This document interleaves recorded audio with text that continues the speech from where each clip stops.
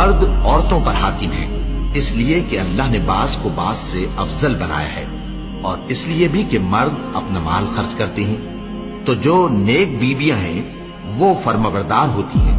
اور ان کے پیٹھ پیچھے اللہ کی حفاظت میں مال و آبرو کی خبرداری کرتی ہیں۔ اور جن عورتوں کی نسبت تمہیں معلوم ہو کہ سرکشی اور بدخوئی کرنے لگی ہیں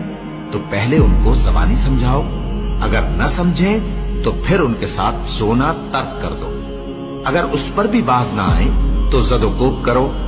پھر اگر تمہارا کہنا مان لیں تو پھر ان کو ایذا دینے کا کوئی بہانہ مت ڈھونڈو، بے شک اللہ بہت اونچا ہے، بڑا ہے۔ اور اگر تم لوگوں کو معلوم ہو کہ میاں بیوی میں انبن ہے تو ایک منصف مرد کے خاندان میں سے اور ایک منصف عورت کے خاندان میں سے مقرر کرو، وہ اگر صلح کرا دینی چاہیں گے تو اللہ ان میں موافقت پیدا کر دے گا، کچھ شک نہیں۔